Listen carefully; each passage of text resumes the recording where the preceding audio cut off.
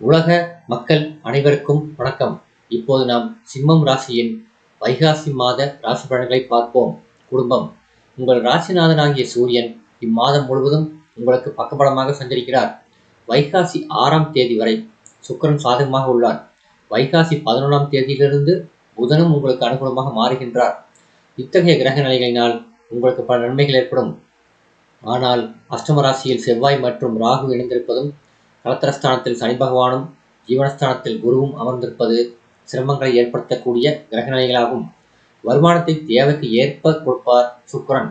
வாக்கு, தனம், குடும்பம் ஆகிய ராசிகளில் கேதுவும், அஷ்டம ராசியில் செவ்வாய் ராகு சேர்ந்திருப்பதும், ஜீவனஸ்தானத்தில் குருவும் கலத்திரஸ்தானத்தில் சனி இருப்பதும் நன்மை செய்ய வாய்ப்பில்லை.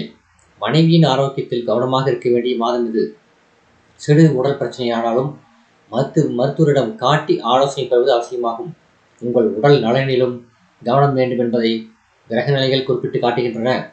வைகாசி 7ஆம் தேதியிலிருந்து உங்கள் ராசிநாதனாகிய சுக்கிரனும் அனுகூலமற்ற நிலைக்கு மாறிவிடுகிறார். சிறு காரியத்துக்கு கூட அதிகமாக அலைய வேண்டியிருக்கும். செலவுகளும் சக்திக்கு மீறியதாக இருக்கும். திருமண முயற்சிகளில் ஏமாற்றமே மிஞ்சும். குடும்ப சூழ்நிலையில் ஒற்றுமை குறையும். உத்தியோகம். வேலை பார்க்கும் இடத்தில் உழைப்பும் பொறுப்புகளும் கடுமையாக இருப்பினும் நிர்வாகத்தினரின் பாராட்டுதல் கிடைப்பது மனதிற்கு ஆறுதல் அளிக்கும். தற்கால தசாபுக்திகள் சுபபலம் பெற்றிருந்தால் பதவி உயர்வு ஒன்று கிடைப்பதற்கும் சாத்தியக்கூறு உள்ளதை கிரகநிலைகள் எடுத்து காட்டுகின்றன. சிலருக்கு இடமாற்றம் அல்லது பதவி மாற்றம் ஏற்படும். தற்காலிக பணியாளர்கள் தங்கள் பணிகளில் நிரந்தரம் செய்யப்படுவார்கள். வெளிநாட்டு நிறுவனங்களின் பணி நியமன உத்தரவு கிடைப்பதற்கும் சாத்தியக்கூறு உள்ளது. அவரவர் ஜாதகத்தை ஆராய்ந்து பார்த்தால் இது தெளிவாக தெரியும். ஏற்கனவே அந்நிய நாடுகளில் பணியாற்றி வரும் சிம்மராசி என்பவர்களுக்கு நிறுவன மாற்றமும் அதனால் ஊதிய உயர்வும் கூடுதல் சலுகைகளும் கிடைக்கும். தாய்நாடு திரும்பி குடும்பத்துடன் மீண்டும் சேர விருப்பம் இருந்தால் இம்மாதம் முயற்சிக்கலாம். தொழில் வியாபாரம். அலைச்சலும் வெளி மாநில பயணங்களும் ஓய்வில்லாத உழைப்பும் தவிர்க்க இயலாதவை. இருப்பினும் அவற்றுக்கு ஏற்ப லாபமும் வியாபார அபிவிருத்தியும் கிடைக்கும். வெளி மாநிலங்களில் விற்பனை கடைகள் திறப்பதற்கு மிகவும் உகந்த மாதம் இது. சிறு வியாபாரிகள், நடைபாதை விற்பனையாளர்கள் ஆகியோருக்கு கடன் உபாதைகள் குறையும்.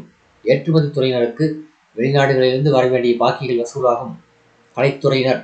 கலைத்துறைக்கு ஆதிபத்தியம் கொண்ட கிரகங்கள் சாதகமாக நிலை கொண்டுள்ளார்கள். ஆயினும் அஷ்டமராசியில் தோஷம் ஏற்பட்டுள்ளதால் உடல் உழைப்பும் வெளியூர் பயணங்களும் அலைச்சலும் உடலின் சோர்வை ஏற்படுத்தும். அஷ்டமத்தில் செவ்வாய் ராகு சேர்ந்திருப்பதால் மருத்துவ செலவுகள் தவிர்க்க இயலாதவை. அரசியல் துறையினர். சுக்கிரன் உள்ளிட்ட அரசியல் துறைக்கு தொடர்புள்ள மற்ற கிரகங்களும் சாதகமாக இருப்பதால் நல்ல முன்னேற்றம் ஏற்படும். மக்களிடையே செல்வாக்கு அதிகரிக்கும். இரவு பகல் பாராத கட்சி பணிகளுக்காக உழைக்க வேண்டியிருக்கும். ஒரு சிலருக்கு அரசியல் எதிரிகளினால் பிரச்சனைகள் ஏற்படும்.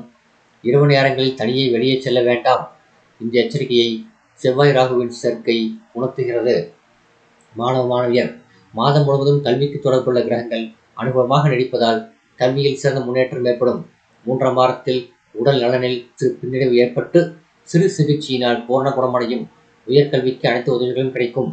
விவசாயத்துறையினர். விளைச்சலும் வருமானமும் திருப்திகரமாக இருக்கும். பழைய கடன்கள் அடைபடும்.